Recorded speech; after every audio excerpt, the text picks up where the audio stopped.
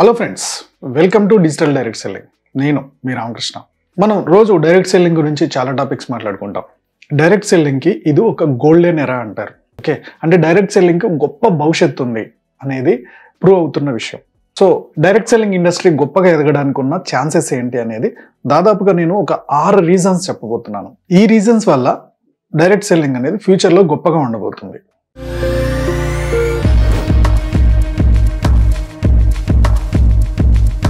Number 1 reason వచ్చేసి, మనం ప్రపంచంలోనే యంగెస్ట్ పీపుల్ ఉన్న కంట్రీ.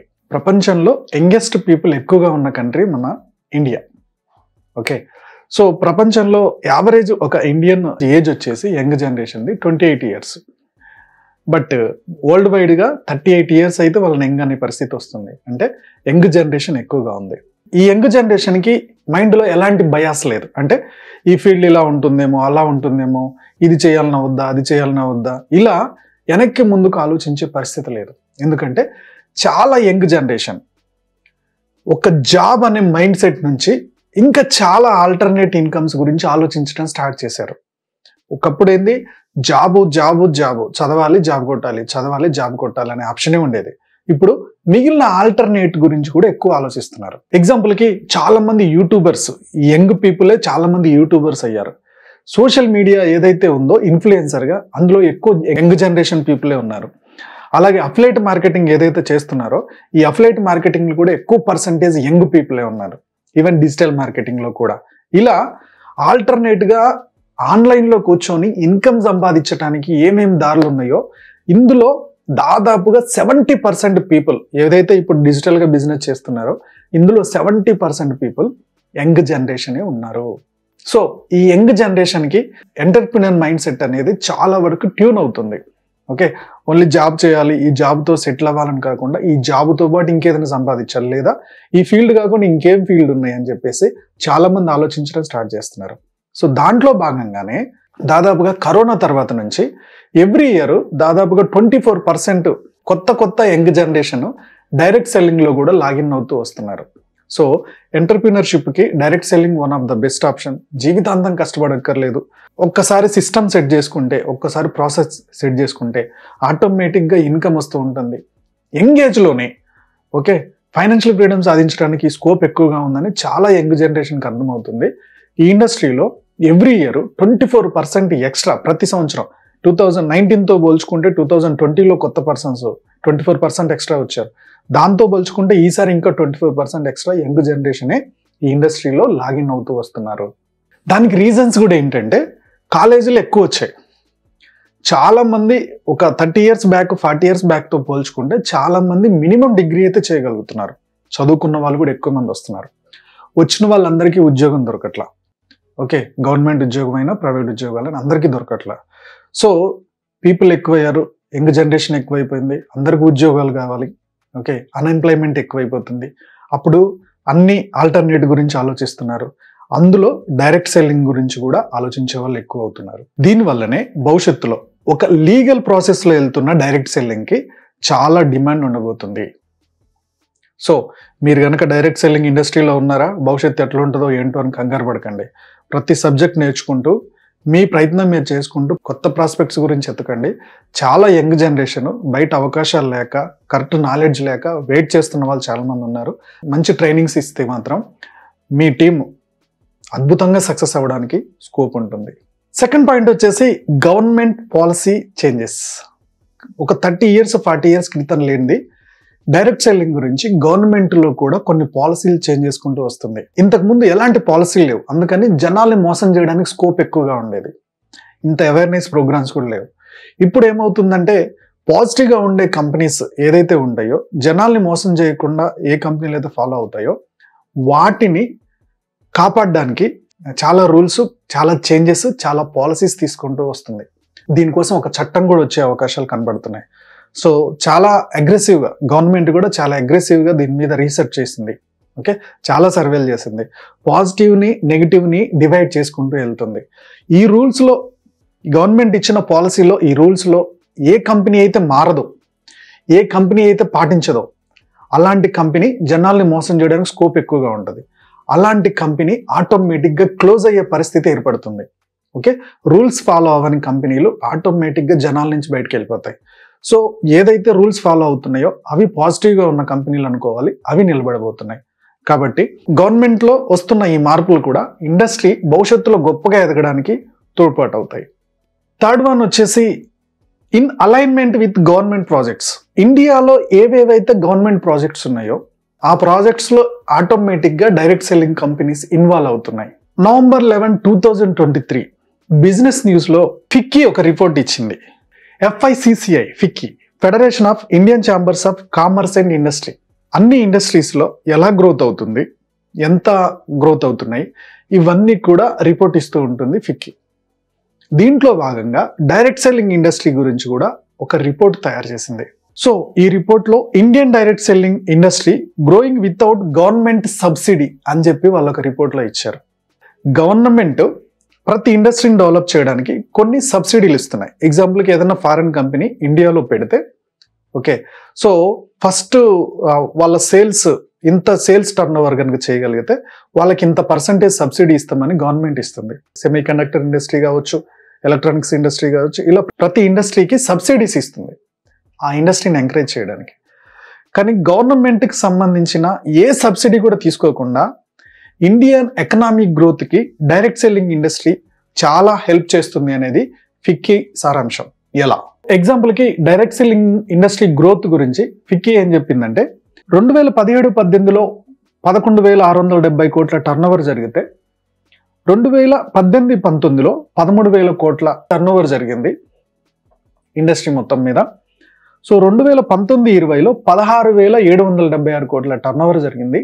2020-21లో 18,067 కోట్ల టర్న్ ఓవర్ జరిగితే 2023-22కి అది 19,000 కోట్ల టర్న్ ఓవర్ జరిగింది. అది కూడా గవర్నమెంట్ సబ్సిడీ లేకుండా.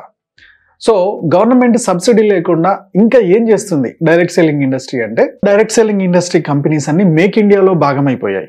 ఇండియాలో అమ్మాలంటే ప్రొడక్ట్ ఇండియాలో తయారు చేయాలి అనేది గవర్నమెంట్ ఒక రూల్ తీసుకొచ్చింది, అది మేక్ ఇండియాలో భాగంగా. అందులో భాగంగా డైరెక్ట్ సెల్లింగ్ కంపెనీస్, మెయిన్ పెద్ద పెద్ద కంపెనీస్ ఏవైతే ఉన్నాయో టాప్ 10 కంపెనీస్, అవన్నీ కూడా ప్రొడక్ట్స్ ఇక్కడే తయారు చేస్తున్నాయి, మేక్ ఇండియాలో భాగంగా ఇన్వాల్వ్ అయిపోయినాయి. ముఖ్యంగా యామ్వే, వెస్టేజ్, మోడీకేర్ ఇలాంటి కంపెనీలన్నీ కూడా ఇక్కడ ప్రొడక్షన్ తయారు చేసడం స్టార్ట్ చేశాయి. సో మేక్ ఇండియాలో ఇన్వాల్వ్ అయ్యాయి. నెక్స్ట్ వన్ వచ్చేసి స్కిల్ ఇండియా. ఓకే, గవర్నమెంట్ చాలా మనీ ఖర్చు పెడుతుంది యంగ్ పీపుల్లో స్కిల్స్ నేర్పించడానికి.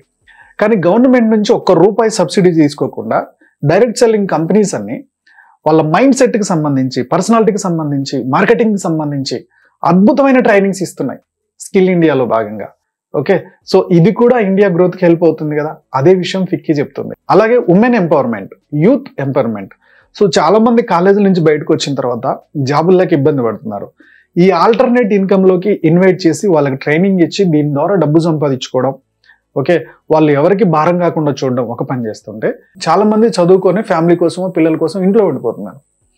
వాళ్ళు కూడా పార్ట్ టైంలో డబ్బు సంపాదించుకోవడానికి ఈ బిజినెస్ని ప్రమోట్ చేస్తున్నారు. సో దీనివల్ల యూత్లో కూడా ఎంపవర్మెంట్ జరుగుతుంది.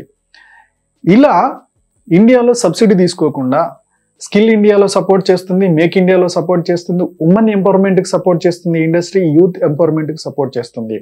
సో ఇవన్నీ కూడా ఫిక్కీ ఇచ్చిన రిపోర్ట్స్. ఈ రిపోర్ట్స్ అన్ని చూసిన తర్వాత మీకు అర్థం అవ్వాలి ఫ్యూచర్లో డైరెక్ట్ సెల్లింగ్ ఇండస్ట్రీ పూలబాట కాబోతుంది అని.